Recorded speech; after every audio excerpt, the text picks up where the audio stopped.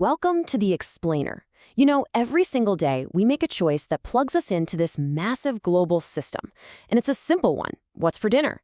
Today, we're going to trace the story behind that choice all the way from the rise of this huge industrial food machine to a quiet but powerful revolution happening right in our own backyards. So, let's just dive right in with that question we all have to answer every day. What should we have for dinner? And as Michael Pollan puts it here, that simple question, it is so loaded. The answer, it turns out, connects us to this huge, often invisible web of nature, industry, and culture.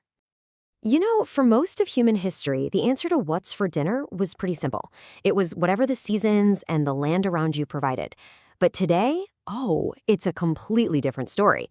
The answer now comes from a system that was designed with a totally different goal in mind. It's not just about feeding us anymore. It's about maximizing consumption and, of course, profit. And just look at the speed of this change. It's staggering. In just a few decades, a whole new way of farming completely took over. It was, as one farmer put it, productively brilliant. I mean, it cranked out unbelievable amounts of food. But as we're now finding out, it was also ecologically disastrous. And you can see right here how this industrial system grew up right alongside the fast food nation it was basically built to serve. So this new system, which was all about quantity over quality, completely changed what we eat. I mean, it radically simplified our diet. We went from this incredible biodiversity to basically living on a handful of commodity crops. And you have to understand, this wasn't an accident. It was a calculated strategy. These crops are the perfect cheap building blocks for the processed food industry. They're what companies use to engineer foods in labs, dialing in the perfect amounts of salt, sugar, and fat to hit what industry insiders call the bliss point.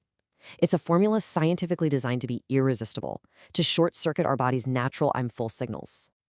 Okay, so here's the thing. All that efficiency, all that convenience from these engineered foods, it comes with a price tag, a really steep one.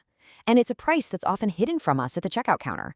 It's a price that's paid by the soil our food is grown in, by the people who work the fields, and ultimately by our own health. And this number right here, it really shows you just how dependent this whole system is on chemicals. I mean, to grow those few crops all year round, you need a full-on chemical arsenal. Just take the winter tomato, right? That thing you see in every supermarket. To grow it in Florida's humid weather, farmers are spending over $2,000 per acre on chemicals. That 1 acre gets blasted with 5 times more fungicides and 6 times more pesticides than a tomato acre out in California. It's just incredible. And that chemical warfare, well, it has a devastating human cost. The people who pick our food, they're the ones on the front lines. And the story of Medell, a farm worker in Florida, is it's a harrowing example. Think about this. Even after being freed from what was essentially modern-day slavery, he was blacklisted. He was left homeless, punished simply for speaking out against the system that exploited him. It's just heartbreaking. And then there's the health burden on all of us, which is just enormous. The system creates new foodborne pathogens. It strips essential nutrients from our food, leaving us overfed but somehow undernourished. And this is a direct result of that engineered diet. But here's what's really crucial. These costs are not shared equally. Not at all.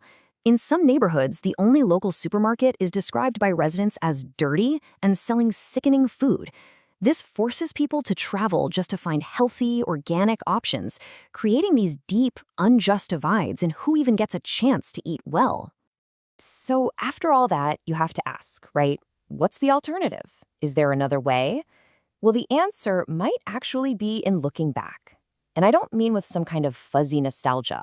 I mean really digging in to recover an older, wiser way of thinking about food and farming, a way that worked with nature instead of waging war against it. You know, before everything became so industrial, food was different. It was an experience. It was deeply connected to the land, to your family, to the seasons. This beautiful passage from Chef Edna Lewis really captures that feeling. She remembers a time when food wasn't just something you bought at a store. It was something you were a part of. It was a real physical connection to the earth. And that connection to the earth, it's so important because the foundation of a healthier food system is literally right under our feet. You see, soil isn't just dirt. It's a living, breathing ecosystem. a whole community of organisms called the soil food web. And get this, a single teaspoon of healthy soil can have up to 5,000 different species of bacteria. That incredible diversity is what makes natural systems so strong and resilient. So the idea here is to mimic nature's own playbook. It's really smart. Instead of fighting nature with chemicals, you work with it. The principles are actually pretty straightforward. First, you feed the soil itself, not just the plant, building it up with compost so it acts like a sponge for water. Second, you pack plants in densely to create a living canopy that shades the soil, which can cut down on evaporation by over 60%. And third, you use perennials to build these mature, self-sustaining ecosystems that pretty much take care of themselves. But look, this alternative way of thinking isn't just about different farming techniques. It goes so much deeper than that. It's about something really fundamental, using food to rebuild our communities and our connections to each other. And this comparison from Washington, D.C. just says it all, doesn't it? On one side, you've got people justifiably furious with a corporate supermarket that's failing their community. But on the other side, you have those same residents who, faced with that failure, decided to build their own solution. And that community garden, it became so much more than a place to get kale for smoothies. It became a hub for health, for connection, for pride. Just like that resident said, the garden was about much more than growing food. And this power of food to build community, it's a story you see everywhere. Take the Bangkok market in Los Angeles. It started as a single grocery store, but it became the absolute heart of a thriving Thai-American community. I mean, it wasn't just a place to buy ingredients. It was a Thai business incubator, a cultural anchor that helped launch everything from newspapers to the largest Thai Buddhist temple in the whole nation. That's the power of food. So, okay, this is the really important part. How do all these big ideas, we're talking everything from tiny soil microbes to entire community gardens, how does it all connect back to us, to our own kitchens, our own choices, our own plates? Well, one of the most direct things we can do is tackle our own food waste. And what's really shocking here, it isn't just about, forgetting some leftovers in the back of the fridge. Research shows that 14% of the stuff in our garbage cans is perfectly good, unopened food. And get this, over half of that is canned goods or dry packaged stuff, things that last forever. This isn't about food going bad, it's about a total disconnect between what we buy and what we actually eat. When you understand this whole story, it really changes how you think about your own choices, doesn't it?